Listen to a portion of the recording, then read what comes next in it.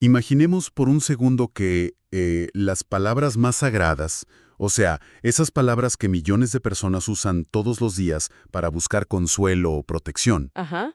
que esas palabras fueran en realidad coberturas, coberturas diseñadas para invocar la oscuridad. Wow. Es que es una premisa que, digamos, desestabiliza por completo lo que entendemos por devoción, Totalmente. porque sugiere que el lenguaje espiritual mismo ha sido hackeado a nivel global, ¿no? Y que quienes buscan la luz podrían estar alimentando otra cosa sin saberlo. Exacto. Y ahora, a quienes nos escuchan, sumemos a esa premisa otra idea todavía más radical. A ver. Pensemos en ese cantante de pop que encabeza todas las listas de reproducción hoy en día. O, no sé, ese político carismático que acapara todas las noticias. Sí, claro, las figuras públicas de siempre. Bueno, según la perspectiva que vamos a explorar hoy, no son simplemente figuras del entretenimiento. Funcionan, literalmente, como puertas abiertas a la brujería dentro de un hogar. O sea, pasamos de hablar de cultura popular a un escenario de amenaza espiritual de primer nivel. Es un salto enorme. Es un salto que cambia la forma de ver cada aspecto de la vida cotidiana. Así que, bienvenidos a un nuevo análisis profundo. Hoy tenemos una misión fascinante por delante. Muy fascinante, sí. Vamos a explorar detalladamente un documento sumamente singular, muy estructurado. Se trata de extractos de una publicación titulada Ser libre del ocultismo. Exactamente. Y para ponerlo en términos sencillos, estamos ante lo que podría describirse como un manual, un intenso manual de guerra espiritual. Tal cual, un manual diseñado específicamente para vencer la brujería y para romper lazos con lo que el texto denomina religiones comerciales. Religiones comerciales. Ese es un término clave aquí. Porque antes de entender cómo combatir el ocultismo según este documento, tenemos que tener claro quiénes son los actores. Los protagonistas de esta historia, digamos. Exacto. ¿Cómo describe el texto esta batalla cósmica? O sea, ¿quiénes están al mando? Bueno, el autor establece desde el principio que el universo no opera al azar. Está bajo el gobierno absoluto de un ser soberano.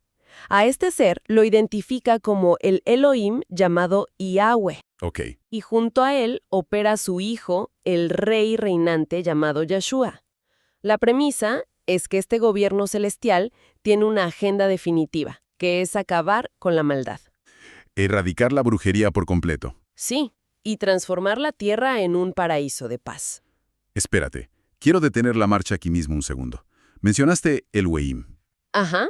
Y, a ver, cualquier persona con un mínimo conocimiento de teología esperaría escuchar Elohim.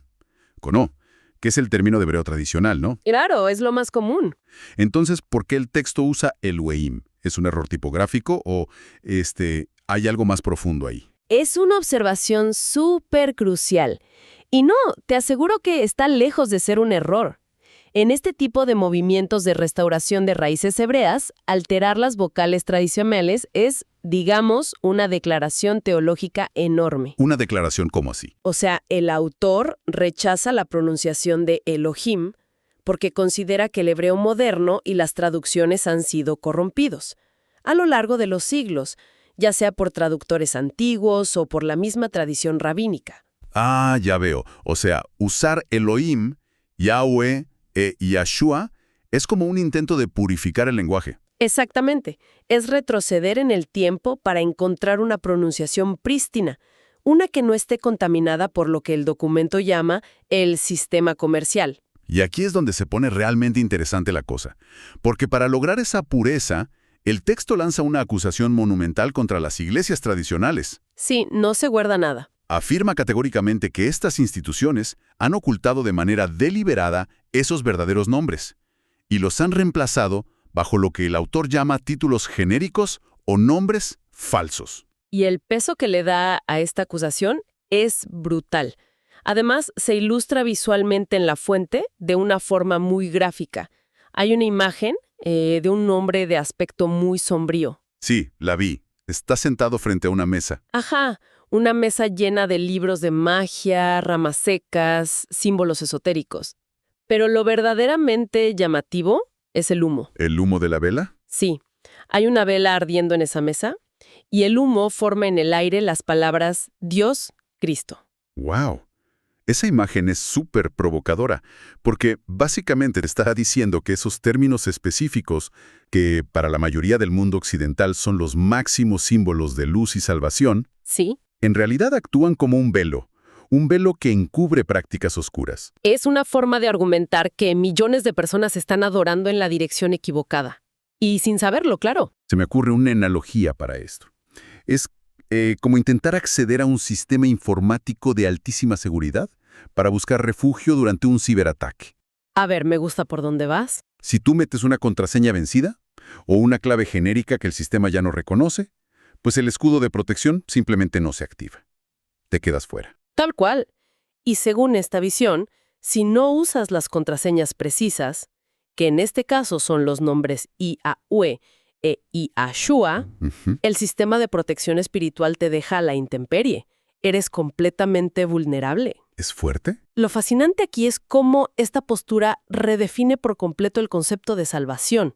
O sea, en muchas tradiciones la salvación es un acto de gracia, ¿verdad? O fe interna. Claro, una disposición del corazón. Pero para este autor, para David Justiniano, el paso no negociable es lo que él llama un retorno a la identidad. Sí. Significa que la protección deriva directamente de la invocación sonora, fonética y precisa de esos nombres. Al decir que las iglesias modernas cambiaron estos nombres, acusa a estas instituciones de mantener a la gente en una religiosidad muerta. Religiosidad muerta. Entonces, si el escudo tradicional que ofrecen estas religiones comerciones es visto como esta contraseña defectuosa que decíamos, esto nos plantea una duda inmediata. ¿Cuál sería? ¿Cómo propone este documento que las personas protejan realmente sus hogares de la maldad? Porque por lo que leí, la respuesta no deja espacio para negociar nada. Para nada. ¿Es blanco o negro? Exige cerrar las puertas al mal mediante una purga radical, tanto física como cultural en la casa. Es que la lógica del texto es que las influencias negativas, digamos los demonios o las maldiciones, no entran a una casa por accidente. No entran por la ventana porque sí. Exacto. Son los habitantes quienes les abren la puerta. Entonces la lista de prevención empieza con abandonar pecados, claro, pero rápidamente entra en un terreno muy, muy material. Sí, hay una orden directa de expulsar cualquier ídolo de materia. Hablan específicamente de figuras de madera, piedra, plata y oro. Y ojo, no los ven como simples adornos culturales o folclore. No, son literalmente dispositivos de rastreo para la oscuridad, ¿no? Esa es una excelente forma de ponerlo. Son dispositivos de rastreo. Y a la par de eso, se exige un cero contacto absoluto con cualquier ramificación del ocultismo. Y esto es súper relevante porque aborda prácticas que en muchas partes de América Latina pues se han folclorizado bastante. Totalmente. Prácticas de todos los días para mucha gente. Hablamos de evitar adivinos, la lectura de cartas, los fetiches o los famosos amarres. Y hablando de amarres, hay otra imagen en el documento que parece salida de una película. Ah, la del rey, ¿verdad? Sí, vemos a un rey de la antigüedad con armadura completa, empuñando una espada y gritando con furia hacia un callejón oscuro. Y en el callejón hay un letrero enorme que dice amarres. Exacto, y detrás de ese letrero se ven personajes demacrados, rodeados de roedores y símbolos oscuros. Es una representación visual muy clara. No puedes simplemente ignorar la brujería, tienes que confrontarla. Claro, esa ilustración subraya una actitud de beligerancia espiritual. Muestra que la resistencia pacífica no sirve frente al ocultismo. Requiere una postura activa, casi violenta en el ámbito espiritual. Hasta ahí, digamos, dentro del contexto de un manual de guerra espiritual, la limpieza de talismanes o prohibir los amarres tiene mucha lógica interna. Sí, sigue las reglas del género, digamos. Pero necesito hacer una pausa dramática aquí, porque el texto da un salto conceptual masivo. De toda esa lista de cosas por expulsar, el punto más radical es la orden de eliminar a los, cito, ídolos humanos. Ah, sí. Ahí es donde todo cambia. El documento prohíbe terminantemente idolatrar a estrellas de la música pop, figuras del cine o líderes políticos. Y mi pregunta es, ¿cómo cruza el autor ese puente lógico tan enorme? Es un puente larguísimo, sí. O sea, ¿cómo se equipara el peligro espiritual de un ritual oscuro, literal, con el simple acto de escuchar a un cantante de moda en la radio? Parece una exageración gigante al principio. Pareciera que celebridades, actores, cantantes, son descritos como caballos de Troya. Entran a tu casa con una melodía pegadiza, pero por dentro llevan el caos. ¿Cuál es el mecanismo real de peligro aquí? Es una excelente pregunta. Y si analizamos la maquinaria interna de esta doctrina, encontramos que todo, absolutamente todo, se reduce a la economía de la atención humana. La economía de la atención. Sí, el autor se apoya en textos antiguos. Cita el libro de Ezequiel, capítulo 14, que ordena abandonar ídolos detestables. Y también el libro de Isaías, capítulo 42. Donde dice que la divinidad no comparte su gloria. Exactamente. Se decreta que la divinidad no compartirá su gloria con nadie más. Básicamente un juego de suma cero. Es el ejemplo perfecto de un juego de suma cero espiritual. La premisa es que la devoción de un ser humano es un recurso finito. Se acaba. Ok, te sigo. Entonces, cualquier persona, figura pública o incluso entretenimiento que acapare tu amor, o tu reverencia, tus emociones profundas, tu tiempo, todos esos son recursos que, según el texto, le corresponden exclusivamente a Yahweh. Ya veo. Por lo tanto, si se los das a un cantante, es clasificado automáticamente como una usurpación de adoración. Por eso, el póster de un cantante pop en la pared de tu cuarto genera el mismo desvío de atención que un altar esotérico. No me digas. O sea, el póster y la tabla Ouija, por poner un ejemplo, secuestran el enfoque del espíritu por igual. Tal cual. Para el autor, la idolatría humana literalmente ciega tu espíritu y te deja completamente vulnerable a ataques espirituales. Bueno, viéndolo desde esa óptica de la economía de la atención, la casa queda totalmente vacía. O sea, si alguien sigue este manual al pie de la letra, termina sin estatuas, sin libros, sin discos de música comercial. Sin películas de superhéroes, sin pósters, nada. Nada. Se ha cerrado la puerta al mal. Pero, y aquí entra la psicología, una casa vacía es insostenible. Y espiritualmente te vuelves vulnerable otra vez. Totalmente. Y el texto parece ser muy consciente de esto, porque inmediatamente después detalla con qué se debe llenar ese vacío, estructurando la vida en torno a lo que llama el camino del remanente. El camino del remanente. Cuéntanos sobre eso. La instrucción es unirse al remanente de Yasharel. Y, ojo, la propia palabra remanente es clave aquí. Evoca algo pequeño, ¿no? Como los que quedan. Exacto. Evoca la idea de un grupo pequeño de sobrevivientes, una minoría que conserva la verdad pura en medio de una civilización que, desde su perspectiva, está totalmente corrompida. Claro. Y el autor pide a los seguidores amarrarse como gavillas a esta asamblea. Esa imagen de las gavillas de trigo es muy poderosa. Sí, porque un tallo solo se quiebra fácil con el viento. Pero si juntas muchos tallos y los amarras fuertemente, pues soportan la tormenta. Es un llamado a una unidad hipercohesiva. Una unidad manteniéndose totalmente al margen del sistema convencional. Y para lograr esa cohesión, el documento establece algo llamado los 3 pasos de exaltación. El primer paso es la comunión viva. Ajá. Esto requiere buscar a Yahweh a través del ayuno y la oración constante. Pero lo que más me resaltó es la exigencia de meditar en salmos muy específicos. Sí, son muy puntuales con eso. Mencionan el Salmo 23, el 121 y de manera súper protagónica el Salmo 91. De hecho, el texto afirma que el Salmo 91 promete liberación directa del lazo del brujo. ¿Por qué estos salmos y no otros pasajes? Bueno, históricamente, estos salmos, en especial el 91, han funcionado casi como escudos retóricos en muchas tradiciones. El Salmo 91 habla de refugiarse bajo las alas del Altísimo y de no temer al terror nocturno ni a la pestilencia. Claro, son textos muy protectores. Pero en el contexto de este manual no se leen como, digamos, poesía inspiradora para sentirte bien. Se utilizan como tecnología espiritual defensiva. Tecnología defensiva, qué buen término. Sí, se recitan como una armadura verbal.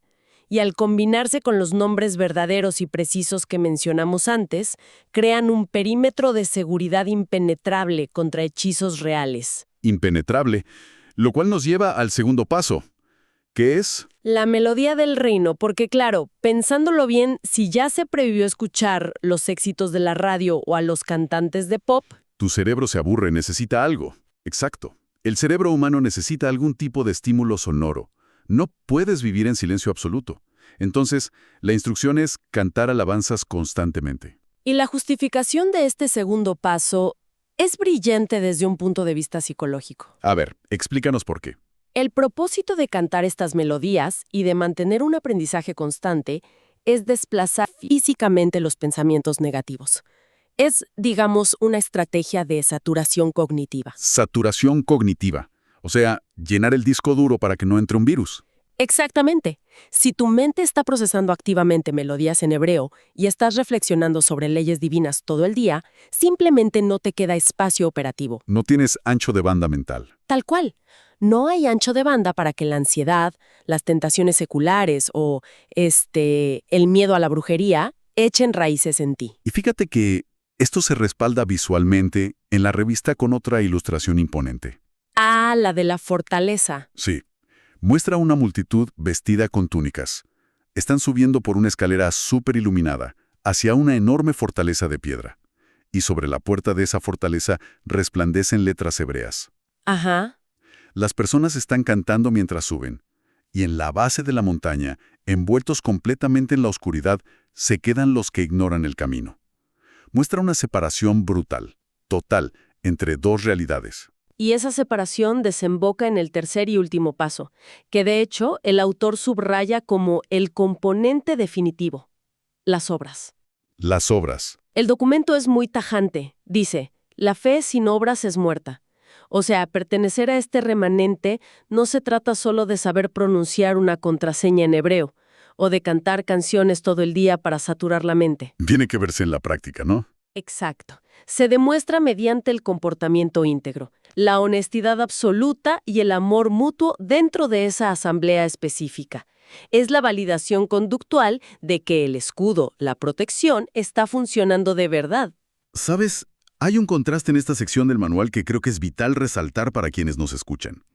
El texto hace una comparación muy aguda entre cómo opera IAOE y cómo operan los brujos y todo el sistema ocultista. Sí, es un punto clave de su retórica. Destaca que la brujería siempre se mueve en las sombras, infundiendo pánico, cobrando por favores, robando la paz y sobre todo robando el dinero de las personas. Ajá. En contraste, el rescate que ofrece este camino del remanente se describe como completamente gratuito y fundamentado en luz pura. Es que ese contraste es, digamos, una de las herramientas de persuasión más fuertes que tiene el texto.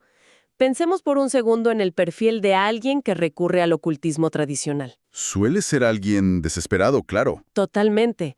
A menudo es alguien en un estado de crisis severa, buscando soluciones urgentes a problemas de salud o deudas financieras.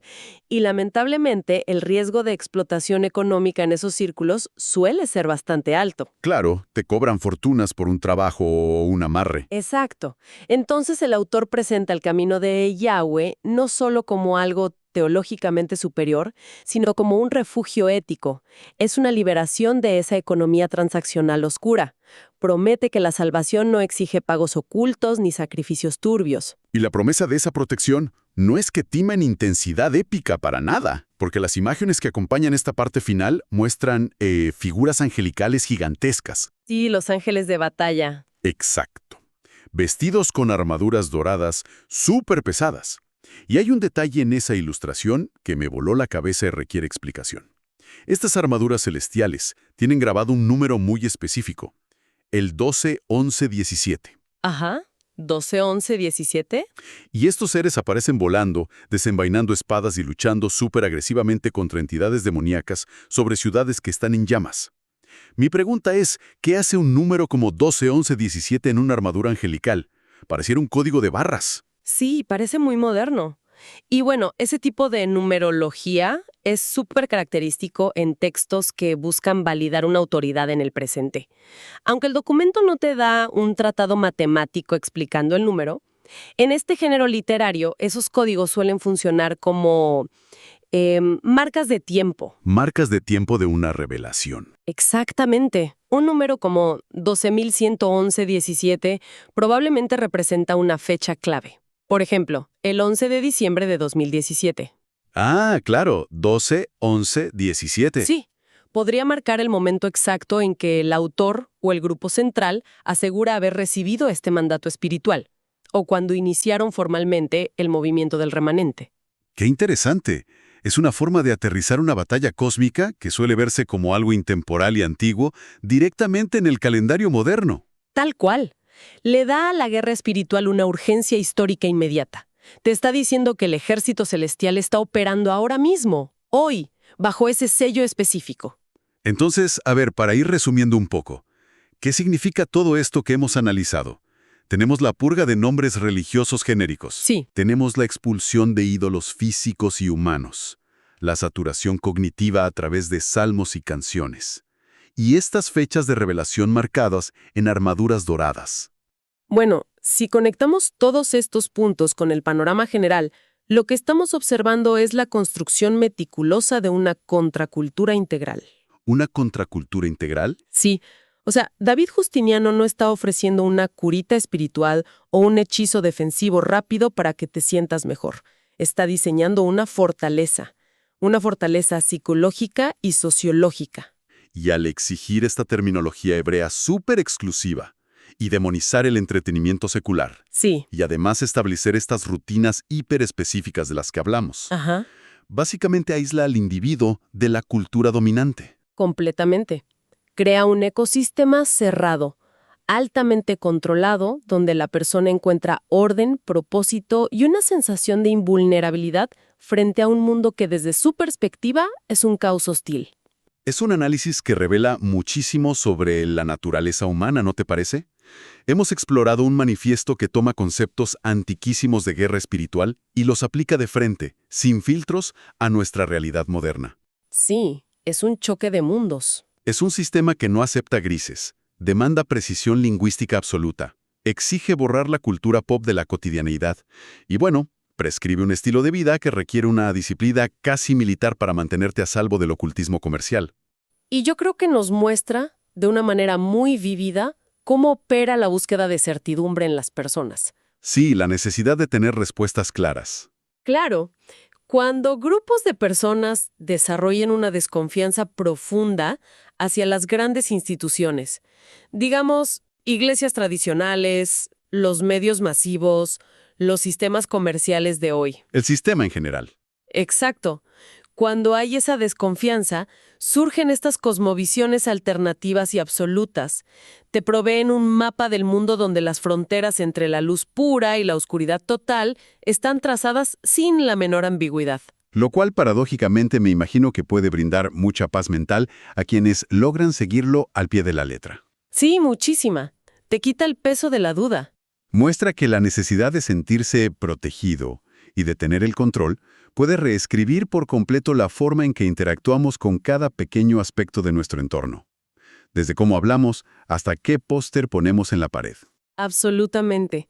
Y bueno, para concluir el análisis de hoy, me parece oportuno dejar sobre la mesa un pensamiento para quienes nos escuchan, para reflexionar más a fondo. Adelante, me encantan estas reflexiones finales. Si asumimos genuinamente la postura de este documento, o sea, si se interioriza de verdad que los ídolos humanos, la música que dominan las plataformas de streaming, los actores en los carteles de cine, las campañas políticas de la calle, Sí, si todo eso son, de manera literal e indiscutible, puertas abiertas a entidades demoníacas y redes de brujería, la gran pregunta es, ¿cómo experimentaría un miembro de este remanente un simple paseo por el centro de una ciudad metropolitana moderna? wow. El simple hecho de intentar imaginarlo resulta abrumador.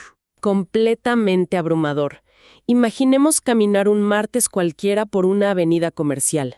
Lleno de estímulos. Los musicales en cada esquina.